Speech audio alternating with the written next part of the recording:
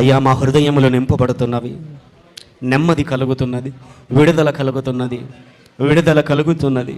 నీ ఆత్మ చేత, నీ మాట చేత మమ్మల్ని నడిపింపమని ప్రార్థన చేస్తున్నాము. అయ్యా నీ యొక్క దయ వాత్సల్యత నీ ప్రజల మధ్య ఎల్లప్పుడూ కొనసాగించమని యేసునామమున ప్రార్థిస్తున్నాము తండ్రి, amen. Okay, praise the Lord, hallelujah. ఫిలిప్పీ 3వ అధ్యాయము 13వ వచనం. ఫిలిప్పీ, అలాగే 1 కొరింథీ 9వ అధ్యాయము 25వ వచనం. ఫిలిప్పీ 3వ అధ్యాయం 13వ వచనం. సహోదరులారా, నేను ఇదివరకే పట్టుకొని ఉన్నానని తలంచుకొనను, అయితే ఒకటి చేయుచున్నాను, వెనుక ఉన్నవి మరచి ముందున్న వాటి కొరకై వేగిరపడుచు క్రీస్తు యేసునందు దేవుని ఉన్నతమైన పిలుపుకు కలుగు బహుమానము పొందవలనని, క్రీస్తు యేసునందు దేవుని ఉన్నతమైన పిలుపునకు కలుగు బహుమానమును పొందవలనని గురి యొద్దకే పరిగెత్తుచున్నాను. ఆమెన్. అలాగే 1 కొరింథీ 9వ అధ్యాయము 25వ వచనంలోని పౌలు రాయిచున్నటువంటి మాటలే. మరియు పందెమందు పోరాడు ప్రతివాడు అన్ని విషయముల యందు మితముగా ఉండును. వారు క్షయమగు కిరీటమును పొందుటకు, మనమైతే అక్షయమగు కిరీటమును పొందుటకును మితముగా ఉన్నాము. కాబట్టి నేను గురి చూడని వాని వలె పరిగెత్తువాడను కాను. గాలిని కొట్టినట్టు నేను పోట్లాడుట లేదు. కానీ ఒకవేళ ఇతరులకు ప్రకటించిన తర్వాత నేనే భ్రష్టుడనై పోదునేమో అని నా శరీరమును నలుగొట్టుకుని దాన్ని లోపరుచుకొనుచున్నాను. హల్లెలూయా. బైబిల్ అంతటిలో కూడా పౌలు రాసిన పత్రికలు మనం గమనించుకుంటే, ఒక గ్లిమ్స్గా మనం చూసుకుంటే, చాలా సందర్భాలలో, చాలా సమయాలలో, చాలా చోట్ల ఆయన ఎక్కువగా వాడిన మాటలలో అనేకమైన మాటలు వాడుతూ వచ్చాడు.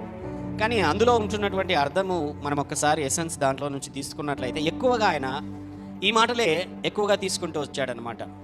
గురి లేకుండా మనం ఉండకూడదు, పిలుపు అనేటువంటిది జాగ్రత్తగా మనము కాపాడుకోవాలి, మన రక్షణను మనం కాపాడుకోవాలి. ఉద్దేశం లేనటువంటి జీవితములు మనవి కావు. మన జీవితములకు కారణం అనేది ఉంటున్నది, దేవుని పిలుపు అనేది ఉంటున్నది, పరుగు పందెం అనేది ఉంటున్నది. మన హృదయములను కాఠిన్యపరచుకొనకుండా జాగ్రత్తగా మన జీవితములను ముందుకు కొనసాగిస్తూ ముందుకు వెళ్ళాలి అని అనేకమైనటువంటి సార్లు ఏంటి అని అంటే పౌలు భక్తుడు ఆయన పత్రికలలో అనేక మార్లు రాసుకుంటూనే వస్తున్నాడు అనమాట. హల్లెలూయా. మనం ఆల్మోస్ట్ 2023 సంవత్సరం, ఈ సంవత్సరం చివరి వరకు మనము వచ్చేస్తున్నాం, అవునా కాదా? కొత్త సంవత్సరంలోని కూడా మనము ఎంటర్ అయిపోతుంటున్నాం. చాలా చాలా ఏంటి అని అంటే కొద్దిమంది ఆలోచనలు ఏంటంటే, కొత్త సంవత్సరము నాకు కొత్త ఆశీర్వాదాలు కావాలి, విడుదల కావాలి, సో ఒక రకమైన ఆలోచనలు అనమాట. ఏదైనా కొత్తదనాన్ని తీసుకొని వస్తుందా, సంతోషాన్ని, ఆశీర్వాదాన్ని, కొంతమంది ఆలోచనలు. ఇంకొంతమంది ఏంటి అని అంటే ఎప్పుడులాగైనా అలాగనే ఉంటుంది, అర్థమవుతున్నది కదా. ఇంకొంతమంది ఆలోచనలు చల్తా వెళ్ళిపోతామంది, అన్ని పోయినట్లే ఇది పోతుంది. హల్లెలూయా.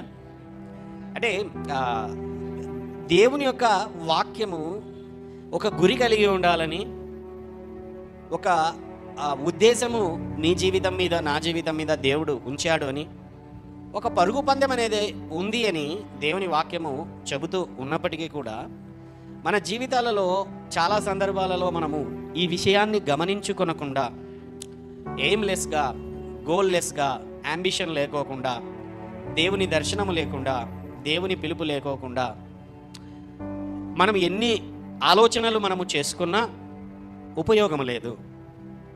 హల్లెలూయా. ఇంకో మాట నేను చెబుతున్నాను, దేవుని పిలుపుకు ఒక ఉన్నతమైన బహుమానము కలిగి ఉన్నదని, ఆ బహుమానము నువ్వు పొందుకోవాలి అంటే నువ్వు గురి ఎద్దకే, గురిని చూసే కొట్టాలి తప్ప గాలికై పోరాడినట్లు పోరాడావంటే. ఒక ఒక ఒక ఆర్చర్ని తీసుకునండి. ఆర్చర్ అంటే బాణము, విల్లు విసిరేటువంటి వాడు ఏదైనా బాణం విసరాలి అని అంటే గాలిలోకి విసిరేస్తాడా, లేకపోతే విల్లు గురి చూసి కొడతాడా?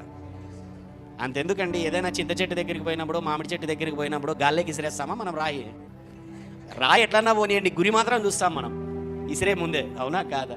ఊరికే గాలిలోకి విసురుతామా మనము? అర్థమవుతున్నది కదా మీకు? అలాగా మన జీవితములు ఉన్నవి, మనకంటూ ఏర్పాటు చేసినటువంటి బహుమానం ఉంటున్నది. గురి చూసే నీవు కొట్టాలి. హల్లెలూయా. గాలికై మనం బ్రతకకూడదు, ఉద్దేశము లేకుండా మనము ఉండకూడదు, ఆలోచన లేకుండా ఈ జీవితాన్ని ముందుకు సాగించకూడదు.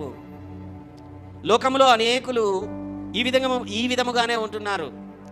ఏదో లేచామా, పని చేశామా, సంపాదించామా, తిన్నామా, పిల్లలకు పెట్టామా, తర్వాత మళ్ళీ పడుకున్నామా, మళ్ళీ తిన్నామా, లేచామా, అయిపోయిందా అనేటువంటి ఆలోచనతోనే వెళ్తున్నారు. అవును, అది దేవుడు ఏర్పాటు చేసినటువంటి ఒక క్రమం, అది కావాలి.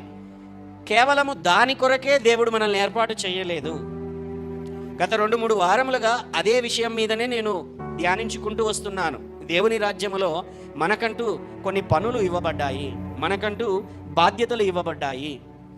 సాధారణమైనటువంటి జీవితమే జీవించుకుంటూ నువ్వు ఎంతకాలం అని ఇంకా ముందుకు కొనసాగుతావు ఆలోచించండి. సంవత్సరములు గతించుచున్నాయి, సంవత్సరం తర్వాత సంవత్సరం అనేది వెళ్ళిపోతూ ఉంటున్నది. ఇంకా అదే కాంప్రమైజ్డ్, అదే ప్రార్థన లేనటువంటి జీవితము, అదే దేవుడంటే భయభక్తులు లేనటువంటి జీవితము, అదే నామకార్థపు క్రైస్తవ జీవితము, అదే గురి లేని జీవితము, అదే ఆలోచన లేని జీవితము, ఏదో వస్తుంది వెళ్ళిపోతుంది అనేటువంటి విధానముతోనే, అదే ఆలోచనలతోనే నీ జీవితాన్ని నువ్వు ముందుకు కొనసాగిస్తూ ఉన్నట్లయితే ఆలోచించు, రాబోయే సంవత్సరాలు కూడా అలాగనే ఉంటాయి. ఏ విధమైనటువంటి పెద్ద మార్పులు కానీ, చేర్పులు కానీ, ఏ విధమైనటువంటి న్యూ థింగ్స్ కానీ, కొత్త విషయాలు కానీ మన జీవితాలలో ఏమీ జరిగేటువంటిది ఏమీ ఉండదు. సాదాసీదాగానే అలాగనే అది వెళ్ళిపోతుంది. హల్లెలూయా. గమనించండి, నువ్వు సాదాసీదాగా ఉన్నా సాతాను వదిలిపెట్టాడు. నువ్వు నార్మల్గా ఉన్నా, నువ్వు అనాలోచితంగా ఉన్నా, అజ్ఞానంగా ఉన్నా, లేకపోతే నాదేముందిలే, నాకేం సంబంధం లేదులే అని నువ్వు అనుకుంటున్నా, life is a full of adventures. జీవితం అనేది అది నువ్వు అనుకున్నా అనుకోకపోయినా ఈ ప్రయాణములో మలుపులున్నాయి, ఎగుడు దిగుడులున్నాయి, అపాయములున్నాయి, బ్రేకులున్నాయి, హల్లెలూయా, ఎత్తుపల్లాలున్నాయి, లేకపోతే లోయలు ఉంటున్నాయి. అనేకమైనటువంటి పరిస్థితులు మన జీవితాలలో ఎదురు చూస్తూనే ఉంటున్నాయి. పోరాటాలు ఉంటున్నాయి, లేకపోతే ఆనందాలు ఉంటున్నాయి, సుఖములున్నాయి, దుఃఖములున్నాయి, ఆవేదనలు ఉన్నాయి, అవమానములు ఉన్నాయి, సంతోషం ఉంటున్నది, ఆనందం ఉంటున్నది, అవమానం ఉంటున్నది. అనేకమైనటువంటి రకముల గుండా మన ప్రయాణము పోవలసినదే. హల్లెలూయా, హల్లెలూయా. కానీ దేవుని యొక్క వాక్యము చెబుతున్నది ఏంటి అని అంటే, అయ్యా మీ మీద ఉన్నటువంటి దర్శనము గొప్పది, పిలుపు గొప్పది, మీకు ఇవ్వబడిన నా బాధ్యత గొప్పది, నేను మీకు తోడుగా ఉంటున్నాను, మీ చెయ్యి పట్టుకొని నడిపిస్తాను. అయితే మీ జీవితములలో మార్పులు కావాలి. సులువుగా చిక్కలబెట్టు పాపములకు లోబడకుండా, సులువుగా చిక్కలబెట్టే పాపములండి ఏంటి, సులువుగా పెద్ద పెద్ద పాపాలు ఎవరు చేయరండి. వాస్తవం చెప్తాను. పోయి ఎప్పుడైనా మర్డర్ చేస్తారా? ఎవరన్నా ఇప్పుడు పోయి చేశారా? మీరు చేయరు కదా. సులువుగా చిక్కలు పెట్టే పాపాలు, సులువుగా నేను వెంటనే శోధనలోని పడేసి, శోధన రాగానే పడిపోయి పాపముల వైపు నడిపించేసి నిన్ను వెంటనే అవి ఏం చేస్తాయంటే నీ యొక్క ఆత్మఫలమును దెబ్బతీసేటువంటి పాపములు. నలుగురు కూర్చొని వింటాం, ఆడవాళ్ళు కానీ మగవాళ్ళు కానీ కూర్చొని వింటాం. ఏదో ఒక మాట వేరే వాళ్ళ గురించి మొదలవుతుంది. మొదలవగానే వారి గురించి వ్యర్థమైన మాటలు, పుకార్ల మాటలు, లేనిపోనివన్నీ కల్పించే మాటలు, అయిపోయాయి. ఇంకా ఆడే మొదలు ఏంటవి, సులువుగా అయిపోయా, సులువుగా. హల్లెలూయా. ఇది స్నేహితులు అందరూ కూర్చొని ఉంటారు అనమాట. కూర్చొని ఉంటారు, పక్కనోడు ఒకడు సిగరెట్ మొదలిస్తాడు, ఇంకోడు అంటిస్తాడు, ఇంకొకడు మొదలు పెడతాడు. ఆఖరికి ఏమైపోతుంది, సులువుగా. హల్లెలూయా. ఒక చోట అబ్బాయిలు అందరూ కూర్చొని ఉంటారు, ఒకడు అమ్మాయి గురించి మాట్లాడడం మొదలు పెడతాడు, ఇంకోడు ఎత్తుకుంటాడు, ఇంకోడు ముందుకు వెళ్తాడు. ఏంటి, యేసన్న గారు చెప్పినటువంటిది ఒకసారి చాలా భలే నవ్వు వస్తుంది అనమాట. అది నాకు వింటాను అప్పుడప్పుడు, ఆయన సందేశాలు అప్పుడప్పుడు చాలా హృదయానికి. ఏంటి అని అంటే ఒకడు కొత్తగా దేవుని నమ్ముకున్నాడు. వాడు మంచి మందు బాబు, పేకాట బాగా ఆడేవాడు అనమాట, మందుగా ఆడేవాడు. హల్లెలూయా. బాగా దేవుని నమ్ముకున్నాడు. దాదాపు ఒక 3-4 నెలల పాటు దేవుని కొత్తగా నమ్ముకున్నాడు. బాగా చక్కగా దేవుని దగ్గరికి వచ్చాడు, ప్రార్థన చేసుకున్నాడు, వాక్యం వింటా ఉన్నాడు, ఉపవాసములు ఉంటా ఉన్నాడు. అంతా బాగానే ఉంది. ఒక 3 నెలల కాలం గడిచింది. కాలం గడిచిన తర్వాత ఏమైనదంటే, అయ్యగారు యేసన్న గారు, మా స్నేహితుడు ఒకడు ఉన్నాడు, వాడు కూడా నాలాగనే, వాడు కూడా తాగేవాడు, వాడు కూడా పేకాడాడి జీవితాన్ని నాశనం చేసుకునేవాడు. వాడిని నేను ఎలాగైనా సరే సువార్త చెప్పి వాడిని పిలుచుకొని వస్తానండి అని పోయాడంట. పిలుచుకొని వస్తానని చెప్పి వాడు వెళ్ళాడు.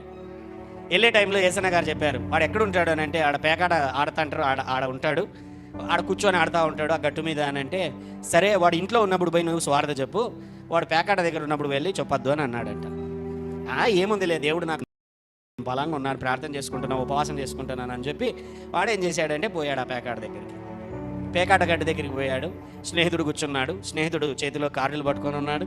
కార్డులు పట్టుకొని ఉంటే, అరే రారా నీతో మాట్లాడాలని అంటే, ఉండరా ఈ ఆట అయిపోతానే వస్తాను. ఏంటి ఈ ఆట అయిపోతానే, ఈ రౌండ్ అయిపోగానే నేను వచ్చేస్తాను. హల్లెలూయా. చేతిలో పేకలు కనబడుతూ ఉంటే, కార్డ్స్ కనబడుతుంటే వాడు పొరపాటున రాంగ్ కార్డు తీయడానికి వేయబోతున్నాడు. ఆ కార్డు వాడు బయట వేసాడు అనుకో, వీడు ఓడిపోతాడు. వెంటనే ఈ విశ్వాసం ఏం చేసినాడో తెలుసా? రే ఆ కార్డు వేయొద్దురా. ఏంటి ఆ కార్డు వెయ్యొద్దురా, ఆ కార్డు వేసావంటే ఓడిపోతావురా అని చెప్పి మెల్లగా ఆ కార్డు తీసేసి ఇతనే తీసి వేరే కార్డు వేయడం మొదలుపెట్టాడు. హల్లెలూయా. ఈ వీడేమంటున్నాడు, ఇంకొక ఆట వచ్చేస్తారా, నువ్వు చెప్పినట్టు వింటారా, పోదాం రా ఎటకన్నా మాట్లాడదాం రా అంటే, నువ్వు సరేలే అట్లయితే నా మాట వింటాను కదా అని చెప్పా. మళ్ళీ ఏం చేశాడనంటే, మళ్ళీ అదే పరిస్థితి వచ్చింది. ఈసారి కార్డుస్ వచ్చింది ఏదను ఇతని చేతిలో లేవు కానీ విశ్వాసి చేతిలో ఉన్నాయి కార్డులు. ఎవరి చేతిలో ఉన్నాయి? విశ్వాసి చేతిలో ఉన్నాయి. ఆఖరికి ఏమైపోయింది, ఆ విశ్వాసి వీడు పోయాడు, తీసుకోరా ఒక్కసారి సిగరెట్ తాగితే, ఇన్నేళ్ల నుంచి తాగా, ఒకసారి తాగితే ఏమన్నా అవుతుందారా? ఏంటివి? సులువుగా అంటే చిన్న చిన్న వాటితోనే మన జీవితాలలో శ్రేష్టమైన అతి గొప్పదైన దేవుని పిలుపు, ఆ పిలుపుకి వచ్చేటువంటి బహుమానము పోగొట్టుకుంటున్నాము. దేవుడిచ్చినటువంటి దానిని పోగొట్టుకుంటున్నాము. కుటుంబములలో సంవత్సరములు గతిస్తుంటున్నాయి. ఎన్నో సంవత్సరాలు అవుతున్నది దేవుని దగ్గరకు వచ్చి దేవుని నమ్ముకొని. నేను లోతుగా తీసుకొని వెళ్ళడం లేదండి, ఈరోజు సింపుల్ విషయాలే మాట్లాడుతున్నాను. హల్లెలూయా. సంవత్సరాలు గతిస్తూ ఉంటున్నాయి. అయినప్పటికీ ఇంకా లోక సంబంధమైనటువంటి చిన్న చిన్న గొడవలు, చిన్న చిన్న విషయాలు, చిన్న చిన్న వాటి వైపున మన కనుదృష్టి నిలిపి హృదయమును గాయపరుచుకొనుచు, వ్యర్థమైన మాటలు పలుకుచు, లేనిపోనివి కల్పించుకొనుచు, వాటి మీద వీరు వీటి మీద వారు, లేకపోతే కొంతకాలం అయిపోయిన తర్వాత నెమ్మది కలిగిన తర్వాత ఎక్కడో మళ్ళీ దానిని ఆ గాయమును రేపడము, దానిని మళ్ళీ దాని మీద స్ట్రగుల్, దాని మీద కొట్లాట. ఎంతకాలము వాటి గురించి నువ్వు ఆవేదన చెందుతూ, బాధపడుతూ, కన్నీరు పెట్టుకొనొచ్చు, వీటిలోనే ఆ బావిలోనే ఆ సంసారం లేకపోతే ఆ సంబంధించినటువంటి వాటిలోనే ఎక్కువగా ఆలోచిస్తూ ఉంటావు. కొంతమంది అంటారు ఏంటి అని అంటే, ఇవన్నీ వదిలేసి సన్యాసం తీసుకుంటే మేలు అని అంటారు. ఏంటి హిమాలయాలకు వెళ్ళిపోతా అంటారు. నాయన చలికి ఒక్కరోజు కూడా ఉండలేవు నువ్వు. ఏంటి చలికి హిమాలయాలకు పోతానంటావా? నువ్వు చలికి ఒక్కరోజు కూడా ఉండలేవు. ఆడ కూడా సమస్యనే. హల్లెలూయా. అంటే సమస్యలు లేని జీవితాలు లేవు.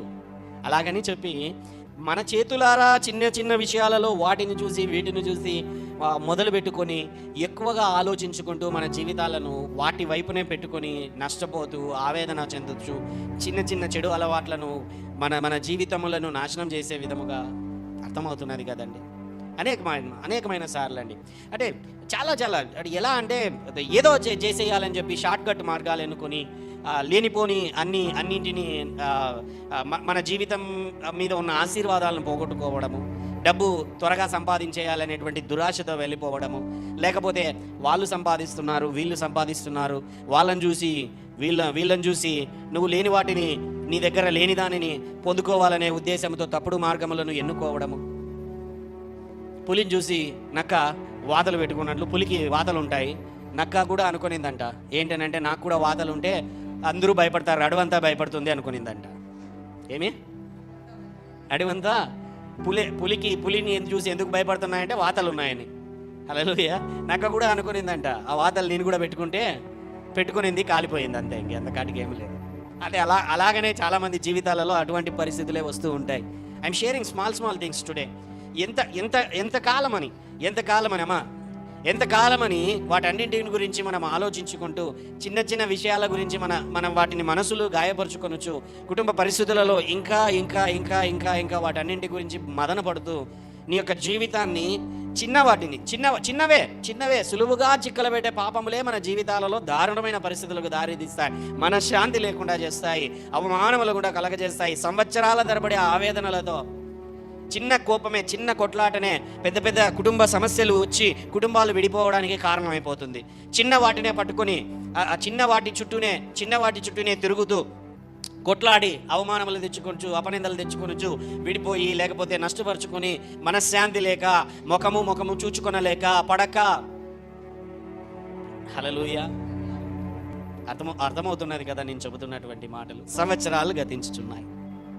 రాకడ అనేది దగ్గరగా ఉంది. సరే, ఎప్పుడన్నా రాకడ ఉన్నీయలేండి, మనం వెళ్తాం, పర్వాలేదు, ఖచ్చితంగా ఎత్తబడతాం. మనం అందరం దేవుని నమ్ముకున్నాము, రక్షణ పొందుకున్నాము, విశ్వాసం ఉంచి ఉన్నాము, ఆయన రాకడలో మనం తప్పకుండా ఎత్తబడతాం. అయితే ఎత్తబడిన తర్వాత నీ పిలుపుకు కలిగిన బహుమానం ఏంటి? నీకు పిలుపుకు కలిగిన బహుమానం ఏంటి?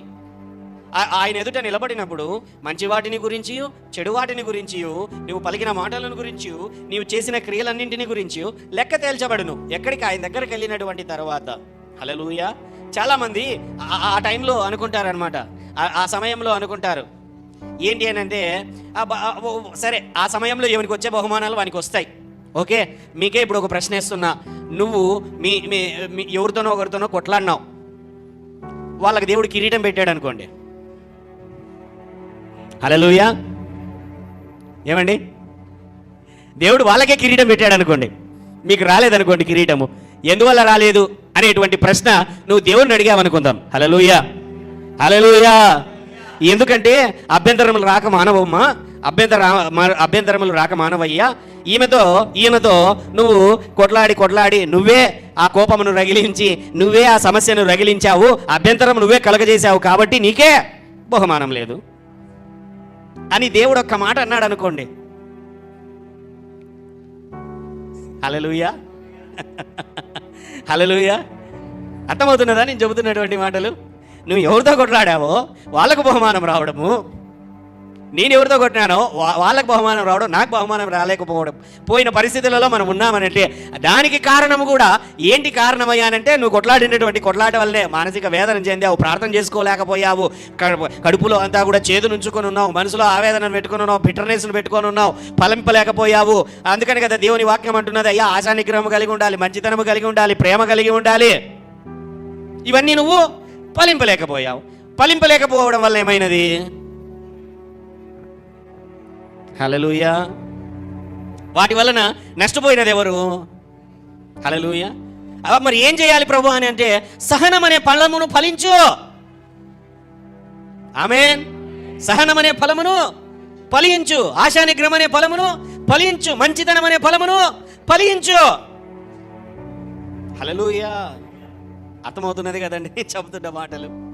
చిన్న చిన్న విషయాలండి. మన క్రైస్తవ జీవితాలలో చిన్న చిన్న విషయాలే పెద్ద పెద్ద పరిస్థితులకు దారితీస్తాయి. చిన్న చిన్న విషయాలే మన జీవితాల్లో పెద్ద పెద్ద సంఘటనలు అప్పుడప్పుడప్పుడు వస్తాయి. అంతవరకే. రోజు పెద్ద సంఘటనలు వస్తాయి మన జీవితాలలో? వస్తాయా? రావు. యోబుకు కూడా వచ్చాయి, ఒక 6 నెలలు సంవత్సరం ఉన్నాయి, పోయాయి. హల్లెలూయా. ఆ తర్వాత మళ్ళీ ఆయనకు రాలేదు. దానియేలుకు వచ్చాయి, దానియేలు జీవితంలో 1, 2, 3 సార్లు వచ్చాయా? మళ్ళీ రోజు వచ్చాయా? రాలేదు. అబ్రహాం జీవితంలో రోజు వచ్చాయా? రాలేదు. హల్లెలూయా. వచ్చాయి, పెద్ద సంఘటనలు వస్తాయి. కానీ ఆ మధ్యలో ఉన్నటువంటి సమయమే మనము ఫలమును ఫలించే సమయము, దేవుని కొరకు విశ్వాసంలో ముందుకు సాగేటువంటి సమయము, దేవుని కొరకు మనము మన జీవితంలో సరి చేసుకునేటువంటి సమయము. హల్లెలూయా. డోంట్ కంపేర్ నీ యొక్క జీవితమును ఇతరుల జీవితములతో పోల్చి వారిలాగా ఉండాలని నువ్వు ప్రయత్నము చెయ్యవద్దు. హల్లెలూయా. వారు ఉన్నతమైన స్థితిలో ఉన్నారు, సంతోషం పడు. నువ్వు ఉన్నతమైన స్థితిలోనికి వెళ్ళడానికి ప్రయత్నం చేయి.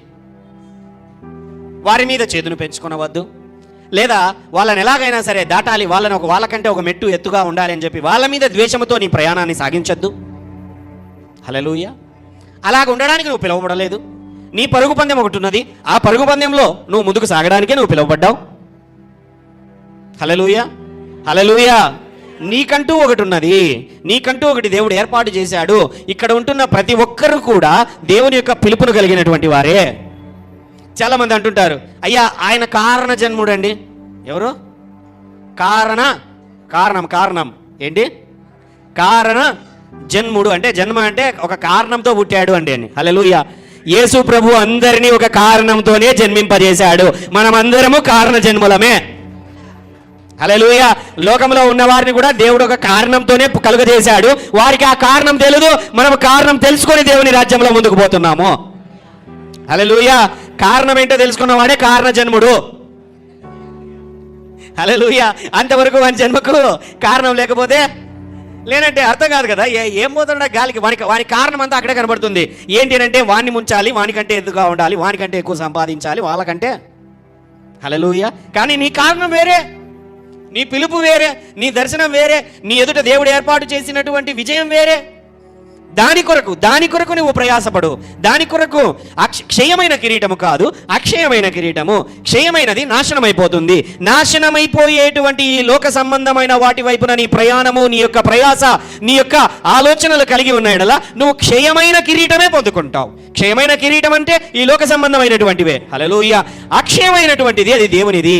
దేవుని పిలుపు, దేవుని యొక్క మార్గములు, దేవుని యొక్క పరిచర్య, దేవుని యొక్క పని, దేవుని యొక్క బాధ్యత, దేవుడి నీ జీవితం మీద ఏర్పాటు చేసినటువంటి దాన్ని నువ్వు పొందుకొని ముందుకు పోయినప్పుడు అక్షయమైన కిరీటము మహోన్నతుడైన చేతుల మీదుగా నీ తల మీద అలంకరింపజేయబడుతుంది.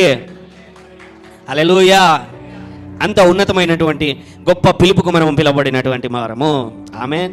When you enter into the heaven, నువ్వు ఒకసారి దేవుని దగ్గరికి వెళ్ళిన తర్వాత, ప్రభువా నేను 10 కార్లు కొన్నాను, దేవా నీకు థ్యాంక్ యూ నువ్వు చెప్పచ్చు. యేసయ్య అంటాడు, సో వాట్? అయితే ఇప్పుడు ఏం చేయమంటావు? హల్లెలూయా. అయ్యా నేను 10 బిల్డింగులు కట్టాను, హల్లెలూయా. అయితే ఏంటి?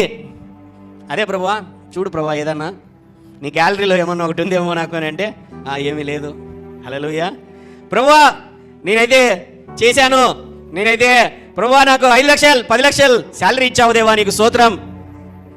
నువ్వు నన్ను దీవించావు ప్రభువా, దీవించాను, స్తోత్రం, హల్లెలూయా.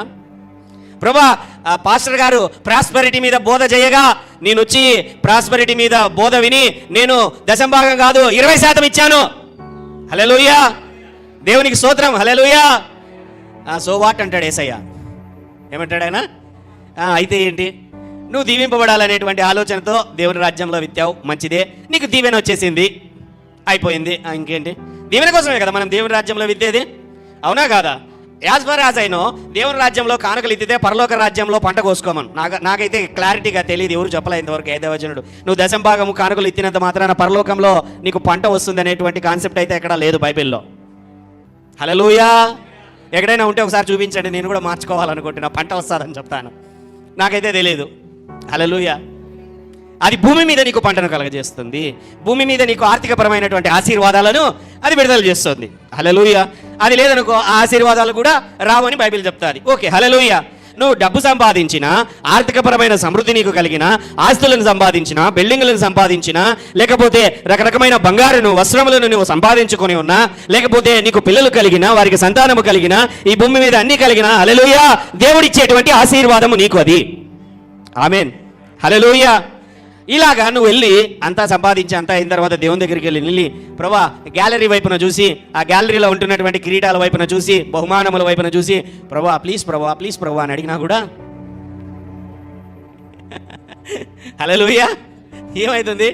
ఓకే నాన్న నీ గ్యాలరీలోకి పో అంటాడు ఆయన, అంతే, ఇంకేమన్నాడు. ఆమేన్, హల్లెలూయా. ఎప్పుడో తెలుసా, నువ్వు ఆయన దగ్గరికి వెళ్ళి ఆయన కొరకు ఒక పత్రిక పంచినప్పుడు, ఒక సువార్త చెప్పినప్పుడు, ఒక ఆత్మను సంపాదించినప్పుడు, హల్లెలూయా, దేవుని నామం నిమిత్తము నీ పరిచర్య జరిగించినప్పుడు, సంఘములో లేకపోతే వచ్చే నువ్వు సువార్త చెప్పలేకపోతే చెప్పేటువంటి చోటికి పిలుచుకొచ్చినప్పుడు, ఒక వ్యక్తికి ధైర్యపరిచి దేవుని మాటలు 2 మాటలు నువ్వు చెప్పినప్పుడు, ఆయన నామం నిమిత్తము శ్రమ అయినను, నింద అయినను, హింస అయినను, అపనిందలైనను, అవమానములైనను, చెంపదెబ్బలైనను, కొరడాలైనను, రాళ్ల దెబ్బలైనను, చెరసాలైనను, మృత్యువైనను నువ్వు భరించినప్పుడు, హల్లెలూయా, ఆయన అప్పచెప్పినటువంటి వారిని దేవుని యందు భయభక్తుల యందు, దేవుని కుటుంబం కావచ్చు, పరిచర్య కావచ్చు, దేవుని యొక్క భయభక్తులలో నువ్వు ముందుకు సాగించినప్పుడు ఆయన బహుమానములు నీ కొరకు ఏర్పాటు చేయబడ్డాయి. అనేకులు ఆకలితో ఉన్నటువంటి సమయంలో వారి కొరకు, వారి జీవితముల కొరకు నీకు కలిగినదైనను, నీ కలిగి ఉన్న దాంట్లోనైనను నువ్వు ఏదైనా చేసినప్పుడు, పెట్టినప్పుడు, భోజనము పెట్టినప్పుడు, వస్త్రములు ఇచ్చినప్పుడు, లేకపోతే వాళ్ళకు షెల్టర్ ఇచ్చినప్పుడు పరలోకమందు నీకు అధిక ఫలము కలుగునని దేవుని వాక్యము చెబుతున్నది. హల్లెలూయా, హల్లెలూయా. డోంట్ కంపేర్ అండి, ఇతరులతో పోల్చుకొనకండి. పోల్చుకోమని నేను దేంతో చెప్తానో తెలుసా? ఒకడు 10 ఆత్మలు సంపాదిస్తే నువ్వు 20 ఆత్మలు సంపాదించడానికి నువ్వు పోల్చుకో. హల్లెలూయా. నేను ఇంకా ఎక్కువ సంపాదించాలి దేవుని కొరకు, ఆత్మల కొరకు, ఇంకా ఎక్కువగా దేవునితో నేను గడిపితే నాకు అధికమైన శక్తి, అధికమైన ఆత్మ నింపుదల నాకు కలుగుతుంది. అప్పుడు నేను ఇంకా ఎక్కువగా దేవుని పరిచర్య చేయగలను. హల్లెలూయా. సమయం ఉంటున్నది, దేవుని పిలుపు ఉంటున్నది, పరలోకములో కలిగేటువంటి బహుమానములను గురించి నేను పంచుకొనుచున్నాను. ఆమేన్. ఒకరితో ఒకరు పోల్చుకొనడం వలన ఉపయోగము లేదు. దావీదు గోలియాతును చంపేటువంటి పరిస్థితి వచ్చింది. వచ్చాడు దావీదు, సౌలు దగ్గరికి వచ్చాడు. న్యూస్ అంతా తెలుసుకున్నాడు. అన్నదమ్ముల దగ్గర, చుట్టుపక్కల ఉన్న వాళ్ళ దగ్గర. గోలియాతు అనేటువంటి ఫిలిస్తీయుడు వచ్చాడు. ఫిలిస్తీయుడు వాడొచ్చి సవాల్ చేస్తున్నాడు, తొడగొడుతున్నాడు, మీసం మెలేస్తున్నాడు. మీలో ఎవరైనా ధైర్యం కలిగిన వాడు ఉంటే అని వచ్చి నా దగ్గరికి రండి, నాతో పోరాడండి అని చెప్పి వాడు సవాల్ చేస్తున్నాడు. మన దగ్గర నుంచి ఎవరు పోలేదు, రాజు కూడా పోలేని పరిస్థితులలో ఉన్నాడు. హల్లెలూయా. ఆ సమయంలో దావీదు నోటి మాటలతో చెబుతూ ఉన్నాడు అనమాట. ఏంటి అని అంటే, నేను వెళ్తా యుద్ధానికి. చూచిన వాళ్ళందరూ అతన్ని ఏం చూస్తున్నారు? ఆ బహుశా ఉంటే ఒక 15 నుంచి 20 19 సంవత్సరాల వయసులో అతని టీనేజ్ అనమాట. అంతకాడికి ఏం అతనికి వయసు అయితే ఉండదు, బైబిల్ ప్రకారం అంతే ఏజ్ అంతకాడికి. హల్లెలూయా. ఆ సమయంలో బాగా గమనించి, ఆ సమయంలో ఉంటున్నది, అందరూ అతన్ని ఎలా చూస్తారండి? చిన్నపిల్లలాగానే కదా చూసేది. హల్లెలూయా. రాజు దగ్గరికి వెళ్ళి నిలబడ్డాడు. రాజు దగ్గరికి వెళ్ళి నిలబడినప్పుడు కూడా, నువ్వు బాలుడవే, నీ చేత అవుతుందా? వాడు చూస్తే చిన్నప్పటి నుండే గోలియాతు అనేటువంటి వాడు మొదటి రాజుల్లో, మొదటి సమూయేలు 17వ అధ్యాయంలో ఇవన్నీ ఉంటాయి, చదవండి, తెలిసిండేదే మనకందరికీ. నువ్వు పిల్లవాడివి. వాడు చూస్తే వాడు బాల్యం నుండే యుద్ధ విద్యను అభ్యసించినటువంటి వాడు. నువ్వు చూస్తే గొర్రెలు కాచుకున్న వాడివి. ఈ పరిస్థితి నువ్వు తట్టుకోగలవా అని అంటే, రాజుతో అంటున్నాడు, అయ్యా, ఒకసారి నేను ఎలుగుబంటిని చంపా, ఇంకొకసారి నేను సింహాన్ని చంపా. హల్లెలూయా. దాని చేతిలో నుంచి గొర్రెపిల్లను నేను కాపాడా. ఈ రోజున ఆ లైన్లోనే వీడు కూడా నిలబడతాడు. ఏంటి? ఆ సింహము, ఆ ఎలుగుబంటి, ఆ తర్వాత ఒక గోలియాతు ఆ లైన్లో నిలబడతాడు. నా శక్తి చేత కాదు ప్రభువా, ఆ యేసయ్య శక్తి, ఆ దేవుని శక్తి చేతనే అది జరుగుతుంది అని చెప్తాడు. అంతవరకు బాగానే ఉంది. ఇప్పుడు రాజు ఏం చేస్తున్నాడంటే అలాగైతే సరే, ఎలా ఇంకా రాజు పరిస్థితి ఏంటి? ఎవడు పోవట్లే, 40 రోజులు అయిపోయింది, మానం మర్యాద అంతా కొట్టుకుపోయింది, పక్కన నదిలో కొట్టుకుపోయింది అది. హల్లెలూయా. ఎవడో ఒకడు వచ్చాడు అనే ఉద్దేశంతో ఏం చేశాడేనా, వేసుకో, నా బట్టలు వేసుకో, నా కత్తి తీసుకో, నా డాలు తీసుకో, నా బల్లెం తీసుకో, నా శిరస్నానం పెట్టుకో, నా యొక్క దట్టి కట్టుకో, నా అన్నీ వేసుకో అని అంటే వేసుకోవడానికి వేసుకున్నాడు. హల్లెలూయా. దావీదు అని ఎవరైనా పిలిచారనుకోండి, వేసుకున్న తర్వాత కనపడ్డు, ఏడుంటాడు, కనపడే పరిస్థితి లేదు, లూజ్ అయిపోయాయి. అవునా? అది ఎలా ఉంటుందంటే 5వ తరగతికి 15వ తరగతిని బట్టలు వేసినట్టుంటుంది. ఏమైపోతుంది? అంటే లూజ్. ఎందుకంటే ఆయన సైజు వేరు. ఆయన ముందుగానే బైబిల్ చెప్తాది, సౌలు బాగా పొడుగరి, బాగా దేహదారుడ్యం, మంచి బాడీ బిల్డర్ అని బైబిల్ చెప్తాది. ఇతను చిన్న పిల్లవాడు. హల్లెలూయా. అతన్ని తీసుకొని వచ్చి ఇతనికి వేస్తే ఏమైపోతుంది? Hallelujah. We should know one truth from here. అక్కడ ఒకటి సత్యాన్ని నేర్చుకోవాలి. వాళ్ళను వీళ్ళను పోల్చుకోవడము, వాళ్ళది వీళ్ళది ఆ మార్గంలో నడవడము సరైనది కాదు అనేటువంటి విషయాన్ని మనం నేర్చుకోవాలి. హల్లెలూయా. నీకు ఇవ్వబడిన పిలుపు వేరు.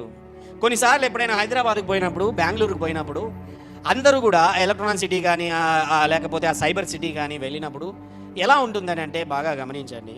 మా ఫ్రెండ్స్ని ఎప్పుడైనా కలిసినప్పుడు ఎలా ఉంటుందంటే, వాళ్ళందరూ మంచి కార్లు, అంటే నాతో పాటు చదివినటువంటి వారు, ఇప్పుడు నెలకు ఒక 2-3 లక్షలు 4 లక్షల రూపాయల శాలరీస్, పెద్ద ఇండ్లు, మంచి వెహికల్స్, బంగారు, గోల్డ్ అవన్నీ తీసుకుంటూ కనబడుతూ ఉంటారు.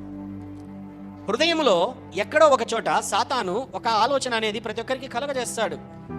అవునా కాదు? ఆలోచన, వీళ్ళు చూడు ఎలాగున్నారో, నువ్వు చూడు ఎలాగున్నావు. హల్లెలూయా. మీకు ఎప్పుడు అనిపించలేదా? అనిపించిందా? అనిపించలేదు అని అంటే మీరు ఉండాల్సిన వాళ్ళు కాదు, మీరు పరలోకమే, పరిశుద్ధులు మీరు. హల్లెలూయా. అర్థమవుతున్నది కదా?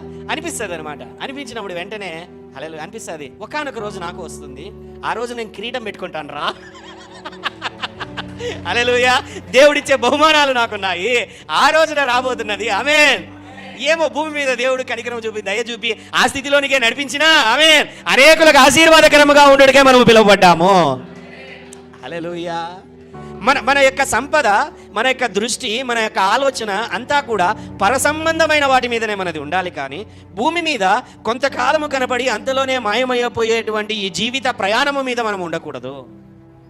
ఉన్నటువంటి ఆలోచనల్లా కూడా, ఈ భూమి మీద బ్రతుకుతున్నటువంటి కాలమల్లా కూడా మనం ఎలా ఉండాలనంటే, అయ్యా, నీ పైన నా కనుదృష్టి నిలుపుతాను, నీ పైన నా గురి నిలుపుతాను, నీతోనే నేను నా ప్రయాణము చేస్తాను. అయ్యా, నేను పనికి వెళ్తాను, ఆ పనిలో నువ్వే నాకు తోడుగా ఉండాలి. వ్యాపారానికి వెళ్తాను, ఆ పనిలోనూ నువ్వే నాకు తోడుగా ఉండాలి. నేను ప్రభా కుటుంబంతో ఉంటాను, ఆ కుటుంబంలో నువ్వే నాకు తోడుగా ఉండాలి. అయ్యా, నేను ఎక్కడ వెళ్ళినా కూడా నీ పని చేయడానికి, ప్రభా చూపించడానికి మన హృదయములు మనకు ఉండాలి. హల్లెలూయా. వెళ్ళాడు. ఆ తర్వాత దావీదు రాజు యొక్క వస్త్రములను తీసేసి పక్కన పెట్టి, అయ్యా ఇవి నాకు వాడుకోలేదు, నా చేత కాదు, దీంతో మాత్రం నేను వెళ్ళలేను. వెళ్ళేటప్పుడు త్రోవలో కొన్ని రాళ్ళు తీసుకున్నాడు, ఒక కట్టె పట్టుకున్నాడు. ఏంటండి? కొన్ని రాళ్ళు, ఒక కట్టె పట్టుకొని పోయాడు. వాళ్ళంత దూరంలో గోలియాతు కూడా ఉన్నాడు. హల్లెలూయా.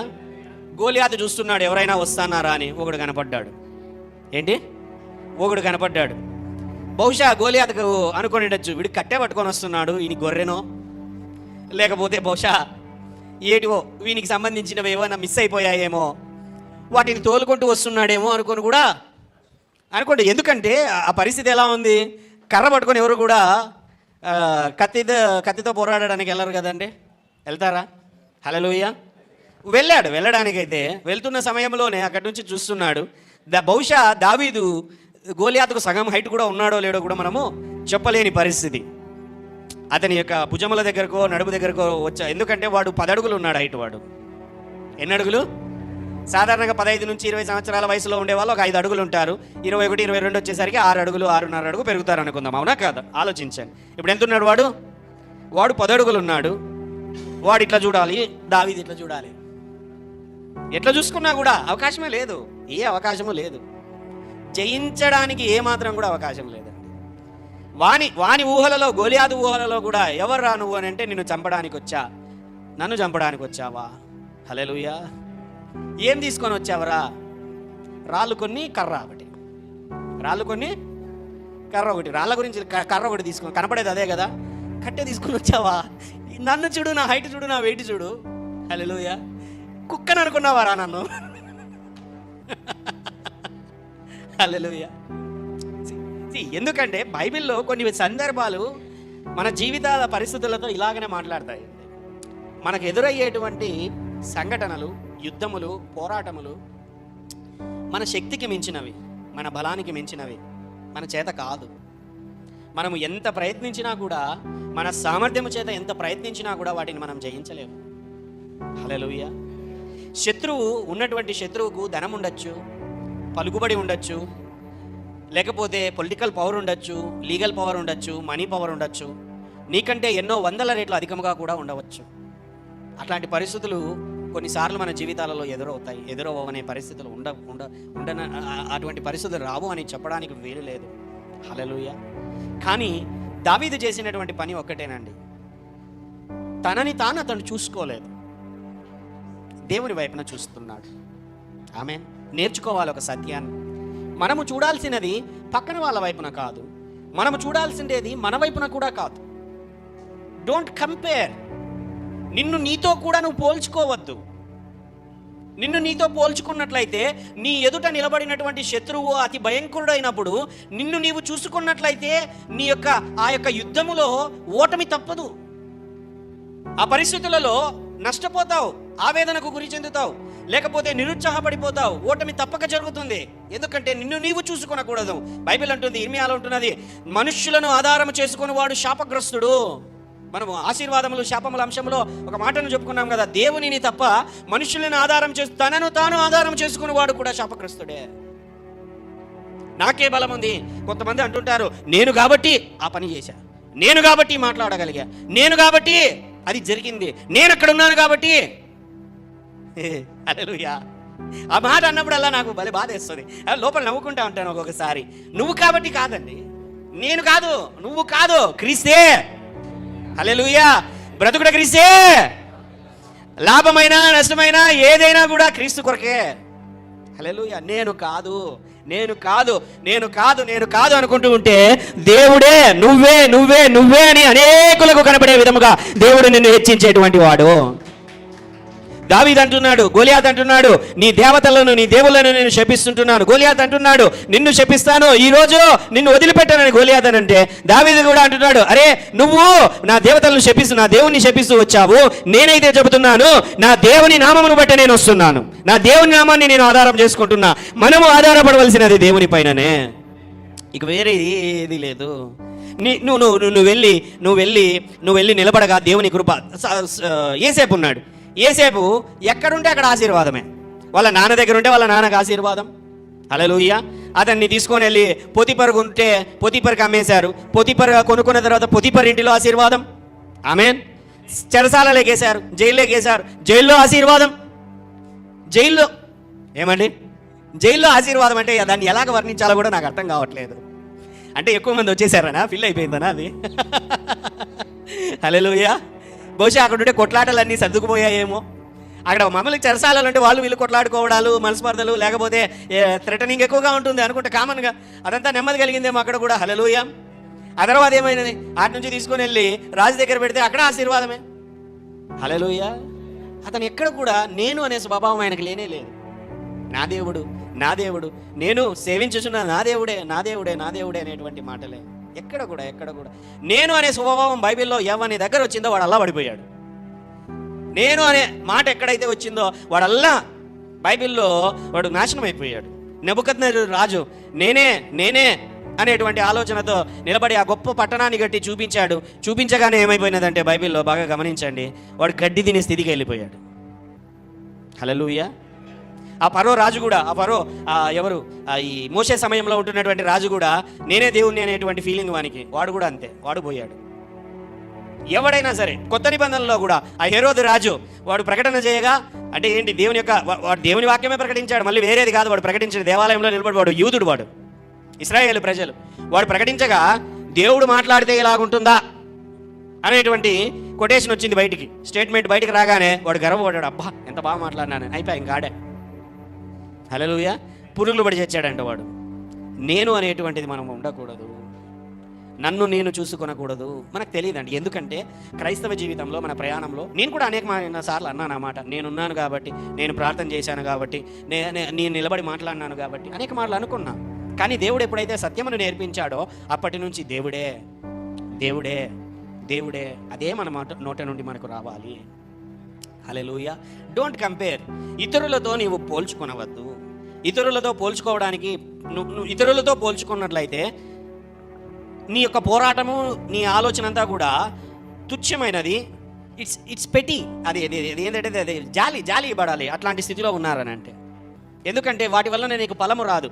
లోకంలో నువ్వు సంపాదించవచ్చు, లోకంలో నువ్వు ఉండవచ్చు, లోకంలో నీది గెలవవచ్చు, అయితే దేవుని ఎదుట అది సరైనటువంటిది కాదు. హల్లెలూయా. కాబట్టి గమనించండి, దేవుని యొక్క పిలుపు ఉన్నది, దానికి ఒక మంచి బహుమానం ఉంటున్నది. ఇతరులతో పోల్చుకుని ఇంతకాలం ఎక్కడైనా అన్నదమ్ములు, ఒక తమ్ముడు ఉంటాడు, లేదా అన్న ఉంటాడు, లేకపోతే అక్క ఉంటుంది, లేకపోతే చెల్లెలు ఉంటుంది, లేకపోతే అన్నదమ్ముల కుటుంబాలు ఉంటాయి. పోల్చుకోవడాలన్నీ ఇక్కడే అనమాట. ఎక్కువగా వాళ్ళు బాగుండారు, మేము బాగలేము, వాళ్ళకి జరుగుతుంది, మాకు బాగా. ఇంకా యేసుప్రభు నమ్ముకున్న తర్వాత ఇంకా కొన్ని శోధనలు తీసుకొని వచ్చినప్పుడు ఇంకా ఆవేదన పడిపోయి, ఇంకా ఆలోచనలు పెరిగిపోయి, ఇట్లా అయిపోయింది, అట్లా అయిపోయింది. యేసుప్రభు నమ్ముకోక మునిపే బాగుంటేమి, యేసుప్రభు నమ్ముకున్న తర్వాత ఈ విధంగా అయిపోయింది. హల్లెలూయా. అర్థమవుతున్నదా నేను చెబుతున్నవి? జాగ్రత్త, ఇటువంటి విషయాలలో జాగ్రత్త. ఎందుకనంటే నీకంటూ ఒక గురి ఉన్నది, నీకంటూ ఒక గమ్యం ఉన్నది, ఒక కారణం ఉన్నది. ఈ కారణము ఎందుకు ఈ మాటలు చెబుతున్నానంటే, క్రొత్త సంవత్సరం రాబోతుంటున్నది. దేవుని దగ్గరికి వెళ్ళు. మనకు వాగ్దానం కావాలి, మనకు ఒక దర్శనం కావాలి. ప్రభువా, కాలం అంతా ఇలాగనే గడిచిపోతూ ఉంది, నాకు ఏదైనా నీ మాట నీవు, నాకు ఉద్దేశమును తెలియజేయి, నాకు ఒక దర్శనం ఇవ్వు. నీ పరిచర్య, నేను పని చేస్తాను, నేను ఉద్యోగం చేస్తాను, అయినా కూడా నాకు నీ పరిచర్య కావాలి, నాకు ఒక పని కావాలి. కనీసం ఒక వారంలో ఒక రోజైనా, ఒక 5 మందినైనా నేను ఒక ఏర్పాటు చేసుకొని వారికి సువార్త ప్రకటించే విధముగా, వాళ్ళని బలపరిచే విధముగా ఒక చిన్న కేర్ సెల్ అన్న, లేకపోతే ఒక రోజు ఏర్పాటు చేసుకుని, దేవా కొద్దిమందికి ఒకరికో ఇద్దరికో సువార్త అన్న, లేదా నీ చేతనైనది నీకు దేవుడు టాలెంట్స్ ఇచ్చాడా, నువ్వు నేర్చుకునేటువంటి అవకాశం ఉంటున్నదా, లేకపోతే కీబోర్డు కానీ లేకపోతే గిటార్ కానీ, లేకపోతే ఏదైనా కానీ. దేవుని రాజ్యము, దానిలో అనేకమైన ఉన్నాయి. దానిలో ఏదో ఒకటి సరే, ఇంతకాలం నువ్వు చేయలేదు, ఏం ఉపయోగం? పోతూ ఉన్నావు, ఆదివారం వస్తున్నాం, మనం చేస్తున్నాం, కూర్చుంటున్నాం, వెళ్తున్నాం, సాధారణమైన మాటలేండి. కౌన్సిలింగ్ లాగానే చేస్తున్నాను, ఈరోజు ఏం పెద్ద సందేశం కూడా ఇవ్వడం లేదు. Hallelujah. What is the next? Next ఏంటి? నీ లైఫ్, నీ జీవితం, నీ ఆలోచనల మీద ఉన్నటువంటిది ఏంటి? ఏం చేయాలనుకుంటున్నాను? ఒక ప్రశ్న మీకు అడుగుతున్నాను, ఒక ఛాలెంజ్ మీకు చేయుచున్నాను. ఏదో ఒకటి చెయ్యాలి. దేవా, 2023 వరకు అలాగే వెళ్ళిపోయింది, 24 కూడా నేను అలాగా ఉండకూడదయ్యా. చిన్న వాటిలో నమ్మకం, చిన్న వాటిలో. బైబిల్లో లూకా సువార్త 16వ అధ్యాయం 10వ వచనంలో, మిక్కిలి కొంచెములో నమ్మకముగా ఉండేవాడు ఎక్కువలోనూ నమ్మకముగా ఉండును, మిక్కిలి కొంచెములో అన్యాయముగా ఉండేవాడు ఎక్కువలోనూ అన్యాయముగా ఉండును. బైబిల్ చెబుతున్నది ఏంటంటే మిక్కిలి చిన్నవి. మత్తయి సువార్త 25వ అధ్యాయంలో కూడా తలాంతుల ఉపమానములో యజమానుడు ఒకనికి 1 తలాంతు, ఒకనికి 2 తలాంతులు, ఒకనికి 5 తలాంతులు ఇచ్చాడు. హల్లెలూయా. బాగా గమనించండి, 1 తలాంతు వాని గురించి పక్కన పెట్టేద్దాం. 1 తలాంతు ఉన్న వాని గురించి వాడు ఎందుకు కొరగాడేగా అంటే, వానికి తలాంతులు ఇచ్చినా కూడా ఉపయోగించలే, వాడు దాచిపెట్టాడు వెళ్ళి. అటువంటి వాడు ఎంత చెప్పినా కూడా అంతే. ఇంకా వాని గురించి నేను ఏం మాట్లాడాలి చెప్పండి? మాట్లాడడానికి ఏమీ లేదు. మనం అలా ఉండకూడదని మాత్రం మనతో చెప్పగలను. హల్లెలూయా. అలా ఉండకూడదు. ఎందుకు వాడు ఉన్నాడంటే, బైబిల్లో వాడు ఎందుకున్నాడంటే వాడు మాదిరి, వాడు వాడు ఒక మోడల్. ఎలా ఉండకూడదు అనేదానికి వాడు ఒక మోడల్. హల్లెలూయా. అర్థమవుతున్నది కదా? కానీ నీకు అప్పగింపబడినది చిన్నదైనను పెద్దదైనను, 2 తలాంతులు ఉన్నవాడు 4 చేశాడు, 5 తలాంతులు ఉన్నవాడు 10 చేశాడు. హల్లెలూయా. ఇక్కడ ఏంటంటే దేవుడు నీకు ఏదైతే అప్పగించాడో దానిని గురించే లెక్క అడుగుతున్నాడు. 2 తలాంతులు ఉన్నవానికి 10 తలాంతులు చేయలేదని దేవుడు అడిగాడా? 5 తలాంతులు 10 తలాంతులు 20 చేయలేదని దేవుడు అడిగాడా? ఏదో ఒకటి కొంచెం పెంచాడు కదా. హల్లెలూయా. పెంచాడు. అది దేవుడు ఇష్టపడుతున్నాడు.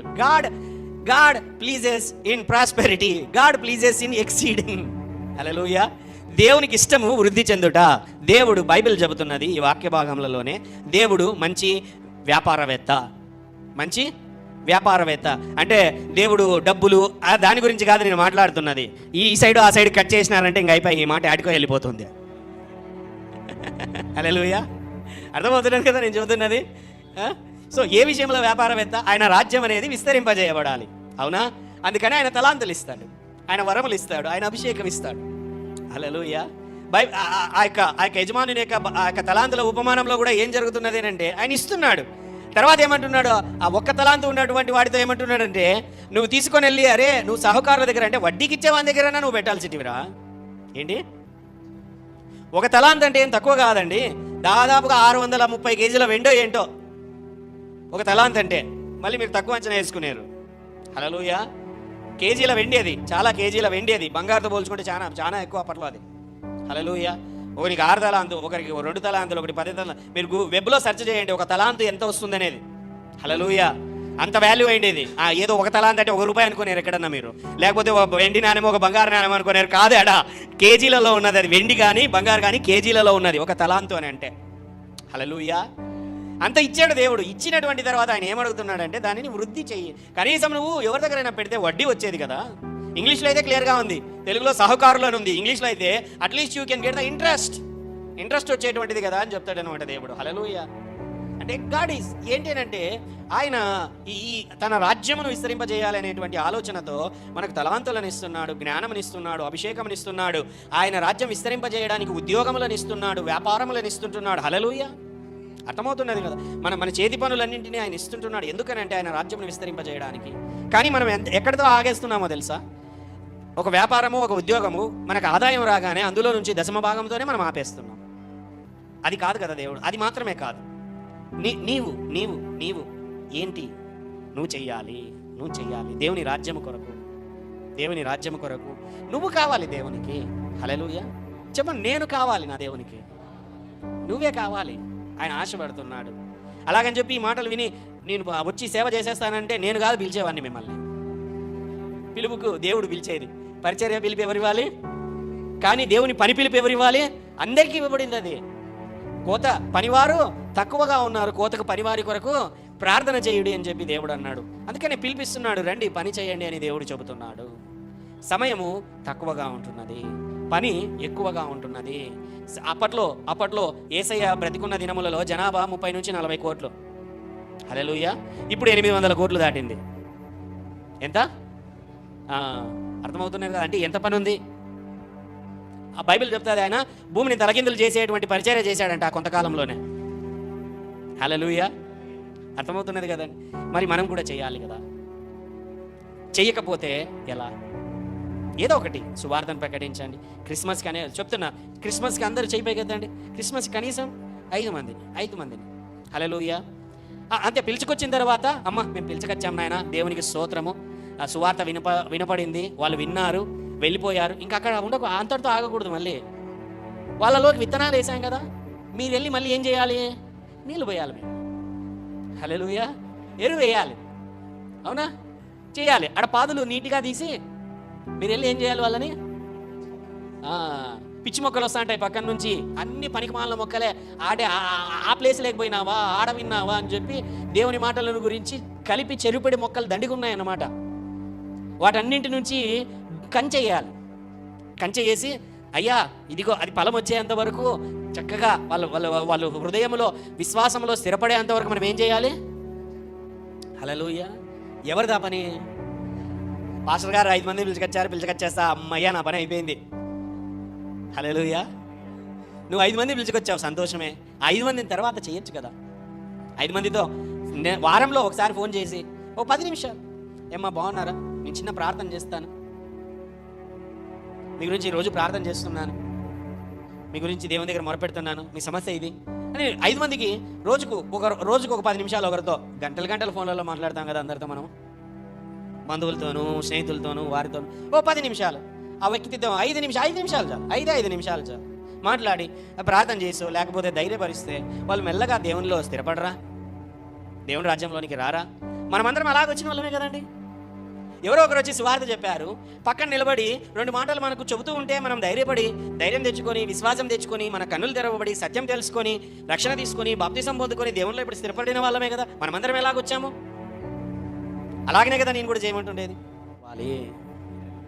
ఆమేన్. బాధ్యత దేవుడు మనకిచ్చాడు.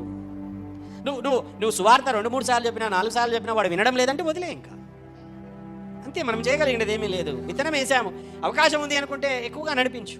లేదు, వినడం లేదు, వచ్చాడు వెళ్ళిపోయాడు, ఒక 2-3 సార్లు చెప్తావు, చెప్పిన తర్వాత ఇంకా వినకపోతే leave them to the lord. దేవునికి వదిలిపెట్టేసాయి, దేవుడే చూసుకుంటాడు. హల్లెలూయా. లోతుగా ఏం తీసుకోవట్లేదండి, నేను ఏదో రాసుకొని వచ్చాను,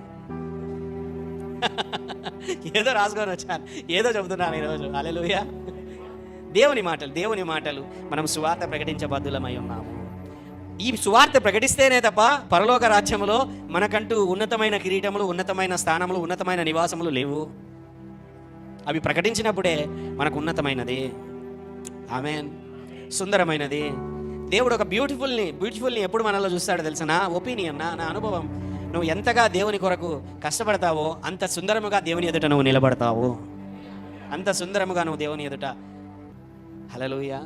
గాడ్ సీస్ ఇట్. కాదండి, ఒకసారి సింపుల్ వర్డ్ నార్మల్గా చెప్తున్నాను. దేవుడు చూస్తున్నాడు ఇప్పుడు మనల్ని. ఏం చూస్తాడు చెప్పండి? మనల్ని మన దగ్గర ఉండే కార్లను చూస్తాడా ఆయన? డబ్బును చూస్తాడా? అవి ఉండకూడదని కాదు నేను అంటుండేది, ఉండాలి ఖచ్చితంగా. దేవుని పరిచర్యకు కావాలి, మనకు కావాలి, లోకంలో ఉండేవాళ్ళు మనల్ని చూడాలి, అవన్నీ మనకు కావాలి. నార్మల్గా మీతో చెప్తున్నాను, దేవుడు నిన్ను నన్ను చూసినప్పుడు ఏం చూస్తాడు?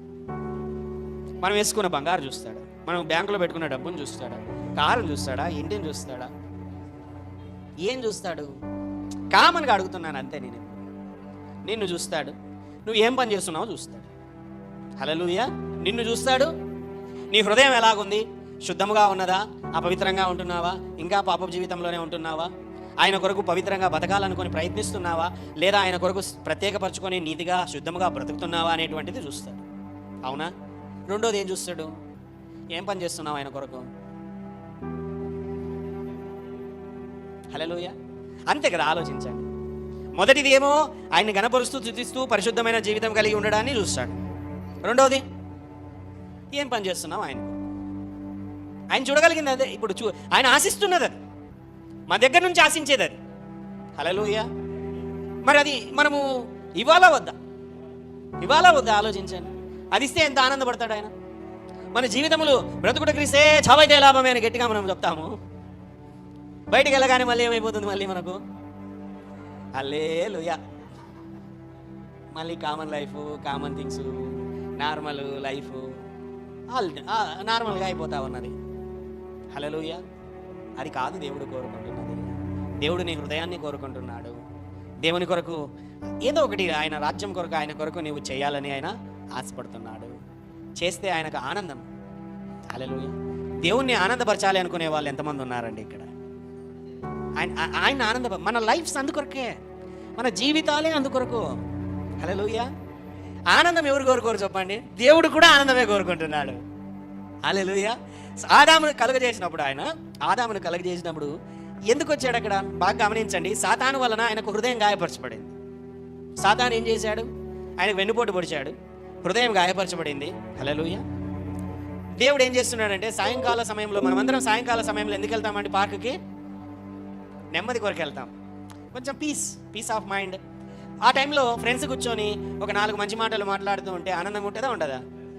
దేవుడు కూడా ఇప్పుడు పార్కులోకి వస్తున్నాడు. ఏదైనా గార్డెన్ పార్కులోకి వస్తున్నాడు. ఆయన ఎవరి కొరకు వస్తున్నాడు? పార్కు కొరకు వస్తున్నాడా లేకపోతే ఆదాము కొరకు వస్తున్నాడా? హల్లెలూయా. వచ్చి కూర్చొని మాట్లాడుతున్నాడు. ఒకానొక రోజు వచ్చాడు, ఆదామా ఎక్కడున్నావు? మన డైలీ రొటీన్ ప్లేస్లో లేవే అని అంటే, దాక్కొని ఉన్నాను. నెమ్మది వాయి మళ్ళీ. హల్లెలూయా. ఇప్పుడు యేసయ్య దగ్గరకు వచ్చాడు. పరిశుద్ధాత్మ రూపంలో ఆయన ఏం చేశాడంటే, శరీరధారిగా ఆయన వచ్చినప్పుడు పరిశుద్ధాత్మ రూపంలో, పావర రూపంలో ఆయన వచ్చి ఆయన మీద నివసించానని కొన్ని వర్షన్స్లో ఉంటున్నది. He rested upon Jesus. Hallelujah. అప్పుడు అంటున్నాడు తండ్రి అయిన దేవుడు, ఆకాశం నుండి ఒక స్వరము, ఈయన నా ప్రియకుమారుడు, ఈయన యందు నేను ఆనందించుచున్నాను. హల్లెలూయా. నువ్వు ప్రార్థన చేసేటప్పుడు పరిశుద్ధాత్మ దేవుడు నీ దగ్గరకు వచ్చాడా? ఆయన నీ మీద, నీలోన, నీ చుట్టూన నివాసం చేయుచున్నాడా? ఎప్పుడు? పరిశుద్ధాత్మ దేవుడు వచ్చిన తర్వాత, యేసు మీద పరిశుద్ధాత్మ దేవుడు పవర్ రూపంలో వచ్చినటువంటి తర్వాత ఆకాశం నుండి. హల్లెలూయా.